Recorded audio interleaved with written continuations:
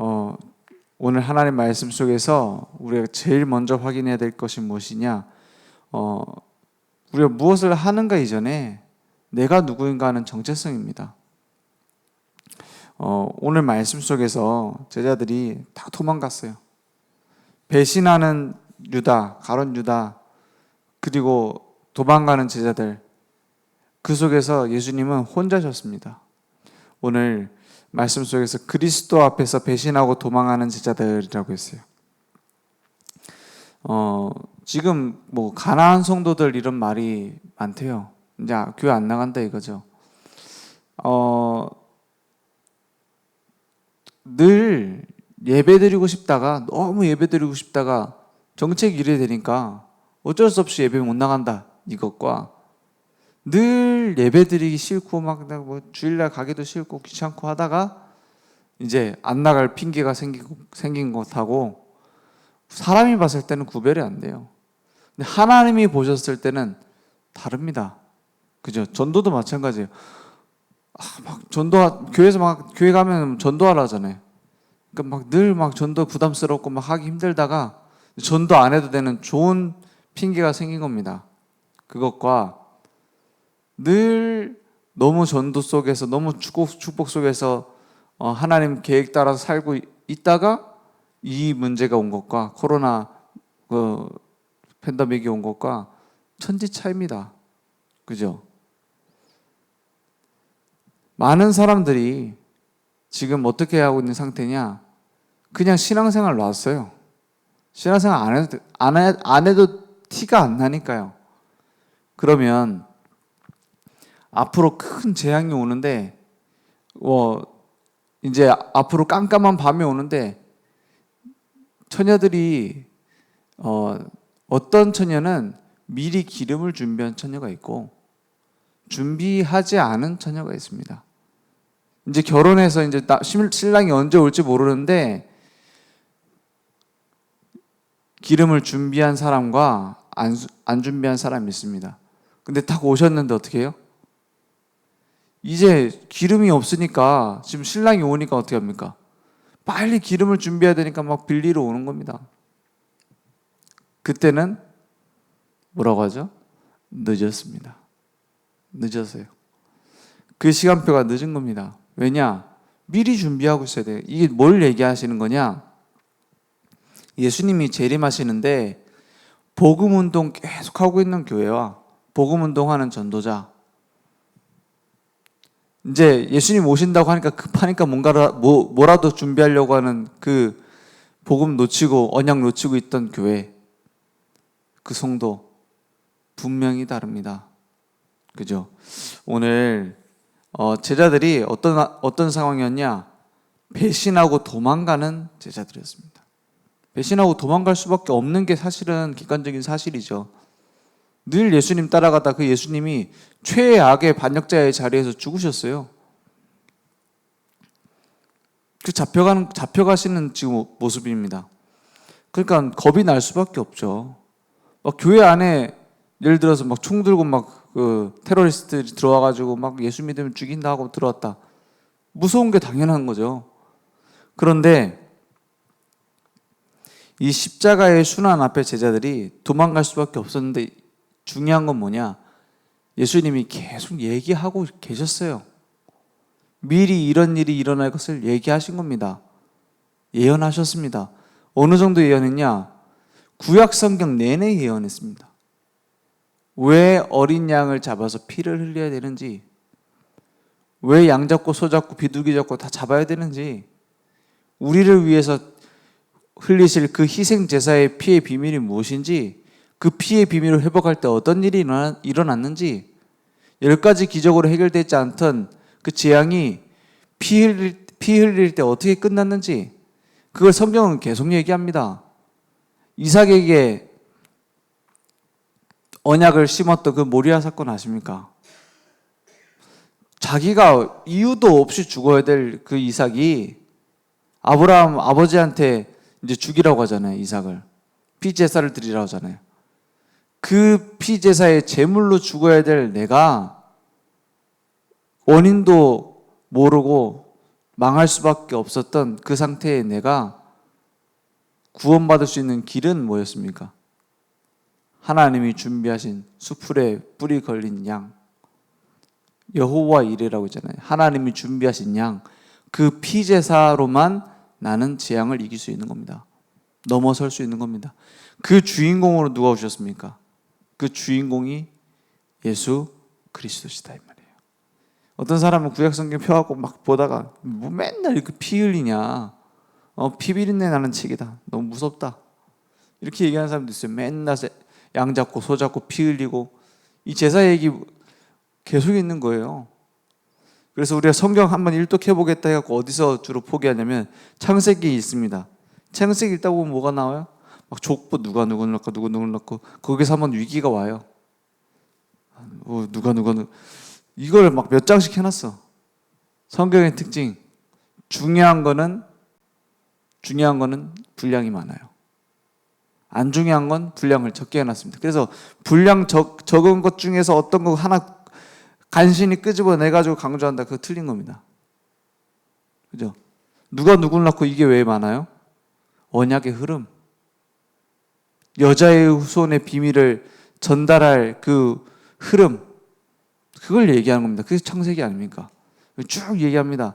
그러면서 이제 아브라함, 이삭, 야곱, 요셉 얘기 나올 때 그래도 좀 스토리가 있으니까 좀 읽을만 해요. 그걸 넘어가다가 출애굽기 나오죠. 출애굽 초반에 재밌습니다. 막 기적 일으키고, 6월절 어린 양의 피, 와, 이때 나왔구나. 야, 대단하다. 나와가지고 어디로 갑니까? 시내산 가잖아요. 시내산 가갖고 뭔 얘기합니까? 십계명 얘기도 하는데 이 성막 만드는 얘기가요, 엄청 깁니다. 뭘 어떻게 해가지고, 뭐 나무를 어떻게 깎아가지고 금을 어떻게 입히고, 거기다가 뭐 무슨 가죽을 입히고, 거기다가 또 위에다 뭘 입히고 제사장 옷은 이렇게 만들고, 한참 해요. 그럼 어떻게 하죠? 뭐 이렇게 엄청 지루하다, 이걸 내가 뭔지 아냐. 맞잖아요. 그냥 막 있는 거예요. 그리고 나서 이제 포기합니다. 언제 포기하냐? 주로 그렇게 말씀을 하셨는데, 이렇게 그 말씀대로 하셨더라 하면 끝이면 좋을 텐데, 그 말씀대로 그 나무를 이렇게 깎고 거기다 금을 어떻게 씌우고, 또 한 번 반복해요. 복사 붙여넣기를 한 번 더 합니다. 그러니까 막 지루하죠. 왜요? 예배보다 중요한 건 없다 이 말입니다. 맞죠? 성경에 분량 많은 게 중요하다니까요. 그리스도의 피, 그 언약 회복하는 예배보다 중요한 건 없다. 그걸 한 번 더 반복합니다. 레위기. 이제 사람들이 이제 미치죠.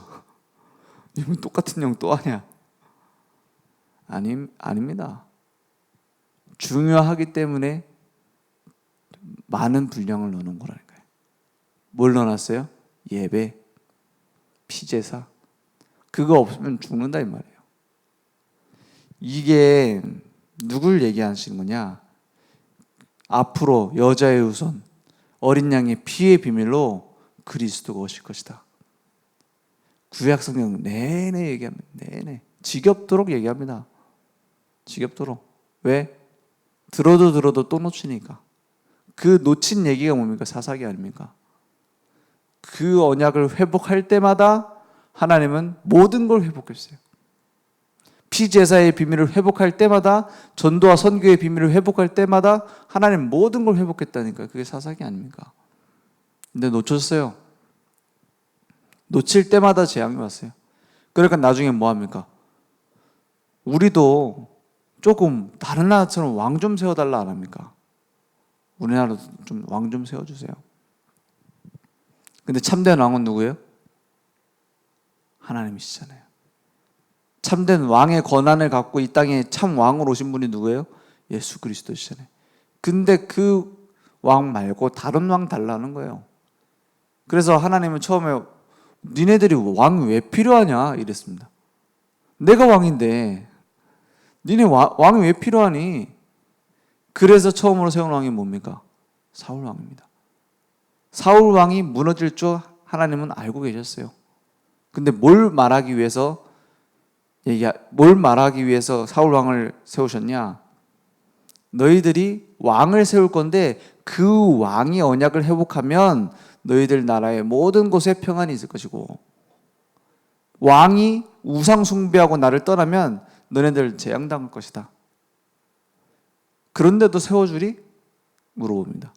그래도 세워주세요. 다른 나라는 왕 있잖아요. 얼마나 우리 기준이 세상하고 똑같습니까? 하나님하고 안 맞는 소리 계속 하잖아요. 그래서 어떻게 합니까? 그래서 사무엘이 사울 왕 세운 겁니다.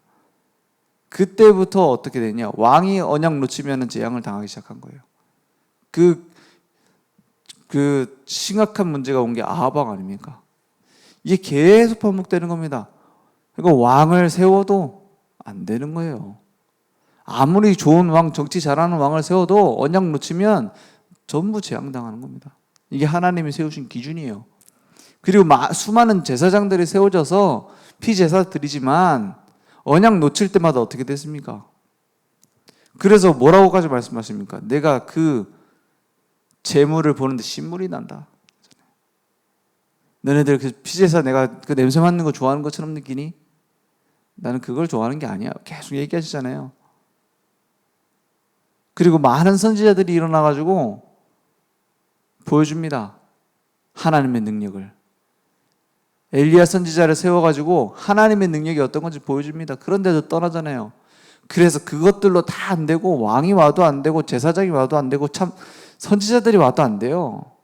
그래서 누가 오셨냐? 참 왕, 참 제사장, 참 선지자 그리스도가 오실 것이다. 이게 역사서 아닙니까?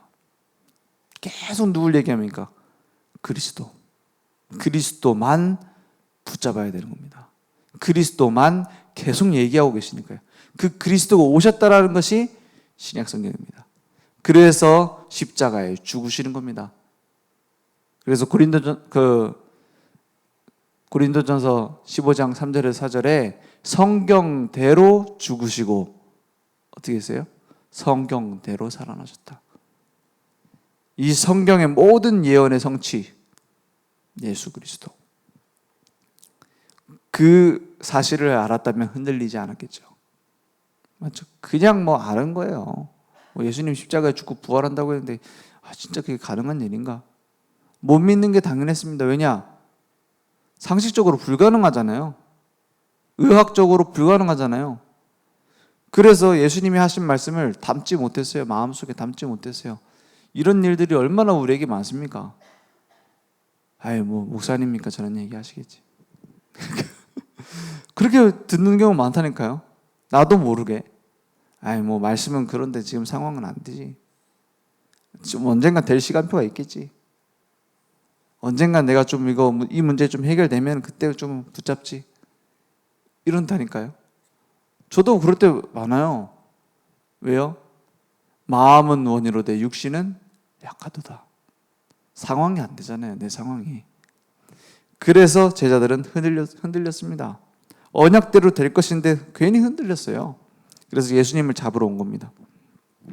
잡으러 와가지고 이제 단단히 이제 끌고 가라 이러죠. 왜냐?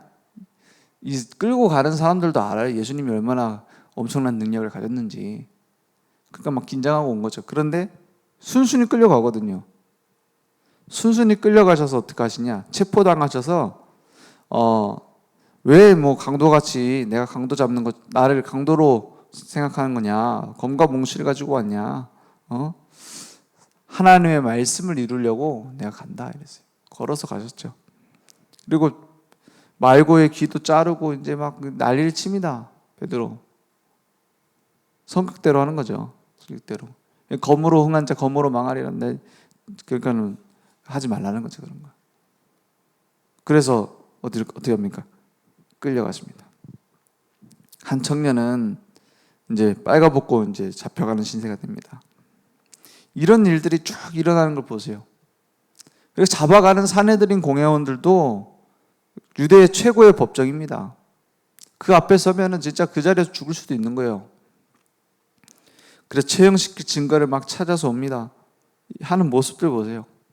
이제 거짓 증언들을 막 하지만 서로 불일치해요. 주로 쓰였던 그 증언이 뭡니까? 저는 여기서 참 예수님이 어이가 없으셨겠다. 물론 아시고 따라가지만 그 무슨 제명으로 십자가에 매달라고 합니까? 신성모독. 하나님이신데 그분이 하나님을 못 얻겠다고 십자가에 죽는 거예요. 그 자신이 하나님이신데 맞잖아요. 마치 내가 검사인데 검사 사칭죄로 잡혀가는 거랑 똑같아. 맞죠? 하나님인데 하나님 사칭했다고 지금 잡혀간 겁니다. 그 예수님 십자가에 죽으시는 거 보세요. 그래서 지상 최고로 억울한 사람이 누굽니까? 우리 억울한 일 당했습니까? 내가 막 심각한 문제 속에 빠졌습니까? 너무 답답한 일 당했습니까? 예수님보다 외롭고 예수님이 십자가에서 달리실 때 그 예수님만큼 외롭고 억울한 일은 없습니다. 예수님 직접 당하셨어요. 당하실 뿐만 아니라 그것을 이기실 수 있는 분은 예수님 한 분입니다. 사망의 권세를 이기고 부활하셨습니다. 그래서 우리는 뭐 할 수밖에 없냐? 이 그리스도만 증언하는 서밋으로 살 수밖에 없습니다. 이 사실을 붙잡고요. 이미 우리에게 이루어진 사건 아닙니까? 그래서 예수님께서 십자가에서 죽으신 이유는 우리의 죄를 대신하여 우리의 저주를 대신하여 십자가에 죽으시고 죽음을 통하여 죽음의 세력을 잡은 자 마귀를 멸하시며 또 죽기를 무서워함으로 한평생 매여 종노릇하는 모든 자들을 놓아주려고 십자가에 죽으셨다. 죽음을 통하여라는 말은 죽으신 이후 부활하셔서 완성하셨다. 그래서 창세기 3장 15절 여자의 후손이 사단의 머리를 완전히 박살낼 것이다. 그 예언을 성취하신 겁니다. 머리를 박살내셨어요. 그리고 뭐라고 했어요? 발꿈치를 상하신다. 그 발꿈치 상했단 말이 십자가를 말합니다. 그죠? 그걸 보고 원시복음이라고 안 합니까? 십자가와 부활을 처음부터 얘기했다니까요. 그래서 주는 그리스도시요 살아계신 하나님의 아들이십니다. 다 이루었다 했어요. 다 이뤘다는 게 무슨 말입니까? 다 값을 치르고 끝냈다 이 말입니다. 우리에게는 이제 더 이상 무엇을 해야 되는 신앙생활이 아니라 다 이루신 그리스도를 누리는 신앙생활이 시작된 겁니다. 그래서 우리는 어디 속에 들어가면 되냐? 그 언약 속에 하나님이 주신 비전, 세계복음화, 그것을 나의 삶으로 꿈꾸는 겁니다.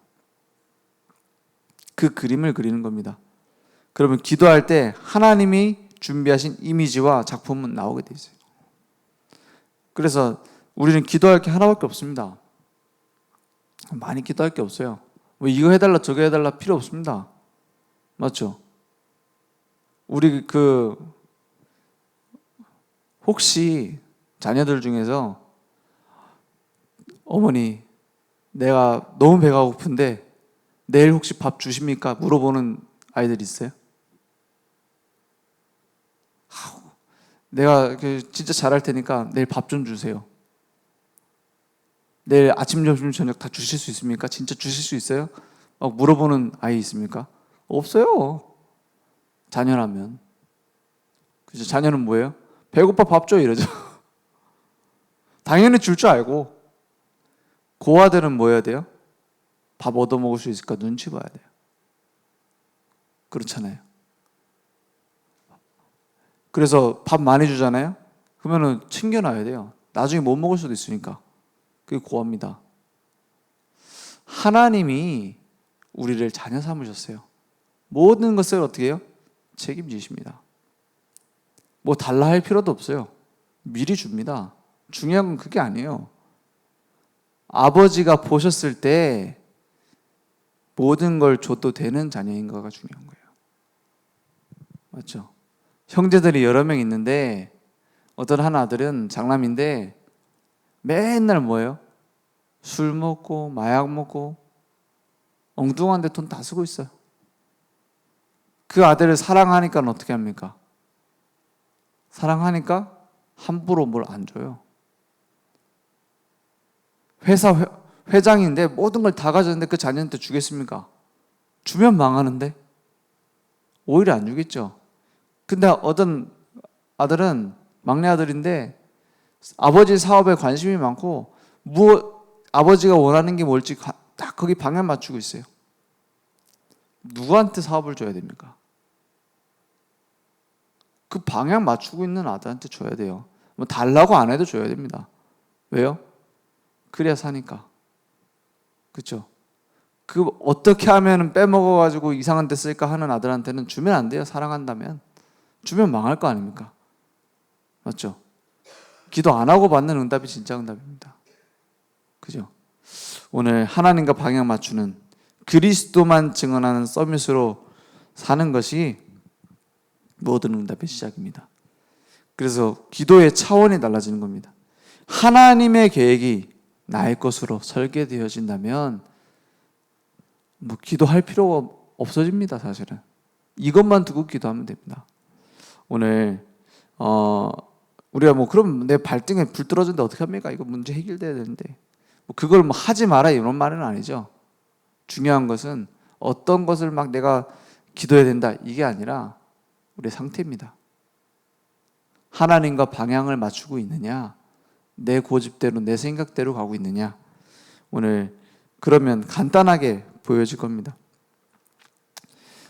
그래서 그리스도만 증언하는 전도자의 삶, 하나님의 절대 계획이 나의 현장에 이제 성취되어지고 도망자가 되는 것이 아니라 헌신자로, 문제가 왔다, 나를 통해서 하나님 하실 계획이 있구나, 그렇게 보시면 됩니다. 그걸 붙잡고 승리하는 증인되기 원합니다. 그래서 올인은 엉뚱한데 올인하면 어떻게 됩니까? 패가 망신해요. 근데 진짜 가치 있는 일에 되어질 수밖에 없는 일에 올인했다. 그러면 승리할 수밖에 없는 겁니다. 그래서 나오는 것이 올 아웃. 모든 것이 하나님의 계획 속에서 나오게 됩니다. 모든 걸 바꾸는 올 체인지, 이 응답을 오게 될 줄 믿습니다. 그러니까 쉽게 말해서 예수님이 부활하시고 난 이후에 제자들은 너무 부끄러웠어요. 왜요? 엉뚱한데 그 인생을 두고 살았거든요. 도망갔거든요. 도망간 것이 문제가 아니라 하나님의 계획은 반드시 나를 통해 이루어질 것이기 때문에 문제입니다. 나중에 응답 오고 나서 내가 그러지 말걸. 맞잖아요. 불신앙하지 말걸. 하나님 계획대로 이루어진대. 그래서 이제 주로 연세 많이 드시고 돌아가실 때 되면 이런 얘기 하시잖아요. 하나님이 함께 해주구나 지금까지. 근데 불신앙했던 그거 하지 말걸. 그때 후회하지 마시고 미리 보면 됩니다. 미리 보면.